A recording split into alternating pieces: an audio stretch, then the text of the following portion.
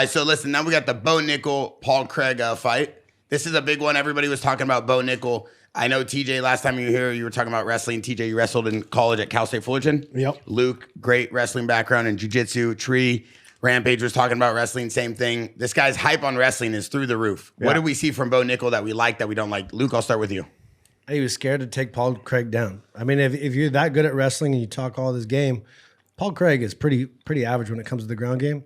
And if you can't take him down to control and implement your strategy, it's like, I don't know what you're gonna do. I mean, trying to show more of your stand-up, because nothing was working, and it wasn't much of a performance by the golden boy per se, Bo Nickal. I do see what you're saying with he shouldn't be scared of his jiu-jitsu, but Paul Craig's only chance to win this fight would be on the ground. His striking is, low level as well. And so why even, even if you are better and you could beat him in jiu-jitsu, why even take the chance, right? So he did a pretty measured job. Was it lackluster? Yeah, it was, but he did enough to get the win, and he's fighting on a main card, and he is hyped up. There's a lot of pressure that comes with being hyped up. We in the UFC.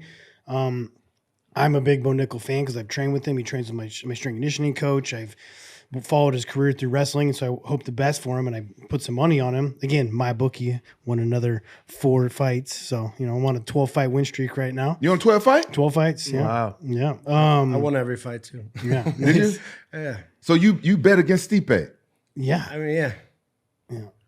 Wow. Katie I can't believe you guys. Katie, you knew Katie Taylor was going to get the decision no matter what. That's a separate fight, Luke. Yo, so that's not even the same with UFC with card. this fight. Yeah. One thing that stood out to me was like after the fact, Bo Nickal was saying like, guys, I only have 6 fights. Yeah. And I think that showed in this fight. And I think a lot of us as fans and as spectators, we did get caught up into the hype of Bo Nickal, just hearing his name all the time, and UFC and other commentators doing a really good job at like hyping him up.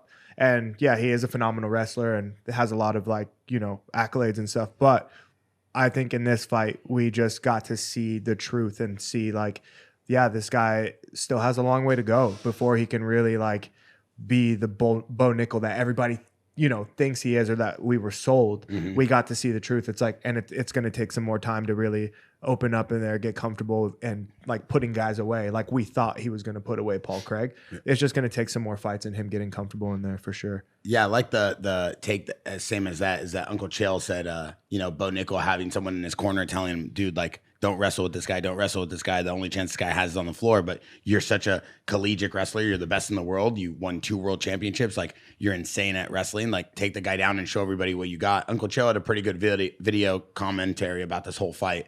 And then Dana White came out and said, listen, Bo Nickal's incredible, but he has a long way to go. We can't just give him the fight, that he wants. We have to build this guy up. He's going to be a superstar. We got to let this guy get his feet wet. Like Khalil Roundtree said, he's only a few years into his whole UFC career as a whole.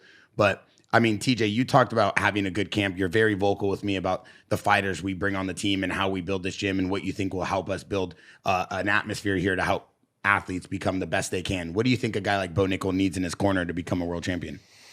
I mean, I think he's at a great camp to help him do that, but it's mainly just having them training partners that are going to push you to the limit. Like, he needs to get into those boxing fights. He needs to go to an actual boxing gym. He needs to, maybe do a lot more kickboxing to actually get a little bit more comfortable and not be so stiff and look like you're a boxer out there and not a wrestler trying to box. So I think it's like having the partners to do so, and then finding the right coaches that you vibe with, right? It's like, even though this coach might be the best in the world, you might not vibe with him to the fullest, and it's not going to help you grow. Like me and Dwayne, we knew that we were like coach and fighter right off the bat. We vibed right away. So finding someone like that you can believe in, that's going to help you get up into a fight, in a championship fight, and believe that you're the better striker. You believe that you're a better grappler, wherever the fight goes. I mean, he should be using his wrestling to some extent, not just like there's no. Like, take him down, let him up, show your authority, show that who you are. Just, it looks weak. His whole strategy, his team, whoever put this together, it's like Paul Craig is not that good at anything. Damn. And like, if you're that good of a prospect, this kid was calling out me. He's calling out a lot of he's talking shit to a lot of people. You didn't see what I did to Paul Craig? No, I didn't see that one. You guys didn't see that? What you do? Let's pull it up. Let's fucking pull it up. I mean, like, there's been some impressive like submission wins, but there's never really been anything that. But I mean, like, yeah, he submitted, Jamal Hill and all this stuff, and it's like, I think that people get so caught up in hype and things where they start to believe that people are more than what they show. And if you get what a guy mean? like Bo Nickal is believing that and Paul Craig, that just shows how weak you are mentally. Or what your I coaches think- are telling you too, right? And I think what Tree is saying too that we have to touch upon is Tree fought him. Yeah. And Tree beat him. And we'll pull it up right now. Tree, you can kind of walk us through how you beat this guy right here. I thought they was 85. He went down. Oh. Yeah, he went down. But, it's just to back up kind of what Luke was saying. There's nothing really that's like crazy that stands out. This was all in the first round. I think I knew that he was trying to shoot.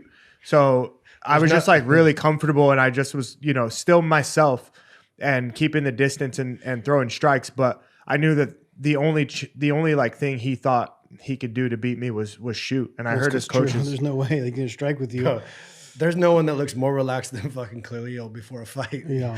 Like And I there's thought, I even- thought I get relaxed. You just looking like you don't give a fuck. And he's I was not a like wrestler. toying with him. I don't toy with people. In this fight, like I was literally like mocking him. I actually wore I the love the body kick the like yellow that. shorts were like a representation of Anderson because I just finished Hell with yeah. Anderson. Well, he's not a wrestler though, huh? He's He's more jujitsu guy. Oh man. The way you kick the body when the guy's on the ground is one of my I favorite know, things. me too. And why you do the hammer fist like that? What's up Well, with that? the thing about this fight specifically was that like when I showed up to Oh, Scotland, that's so What are you hard. doing- what are you doing looking Standing over? over him? He So said look, some shit. let He me- said some no, shit. Yeah. So like I showed up to Scotland. I fought him in Glasgow. So it was like heavy Scottish crowd. But it was like the moment that I showed up and even pre-fight, there was a lot of things that were said and like almost like a lot of disrespect. And he was like overlooking me and trying to do this like, like this big man, type of shit to me. And I was like, no, you're going to show me some respect.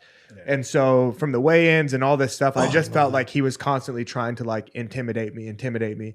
And I just like, I knew that I was going to perform this way in the fight. So afterward, I just felt like I wanted to personally see his eyes like rolling. You know what I mean? It was just something for my inner like that, you get it. I get you.